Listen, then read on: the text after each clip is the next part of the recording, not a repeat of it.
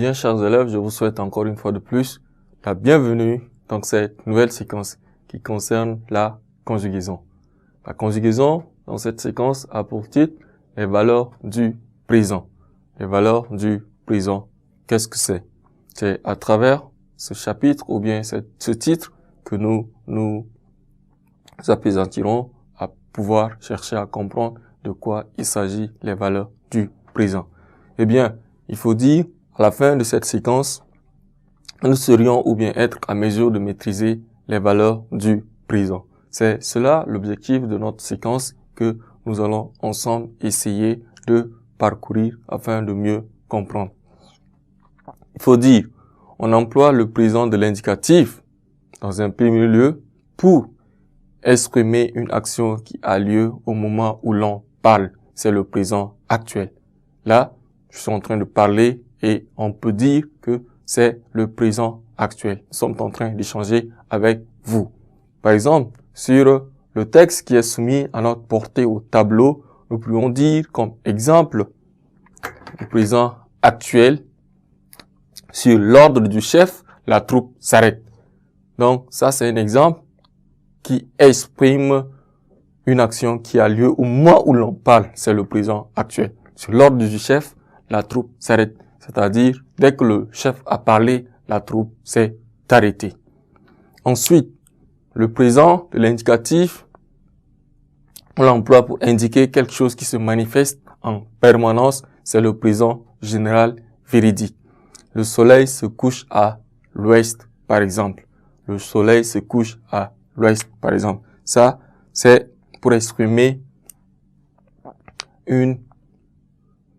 quelque chose qui se manifeste en permanence, c'est le présent général véridique. Donc, nous pourrions dire le soleil se couche à l'ouest. Aussi, il faut dire que le présent de l'indicatif, on l'emploie pour indiquer une action habituelle. C'est le présent d'habitude.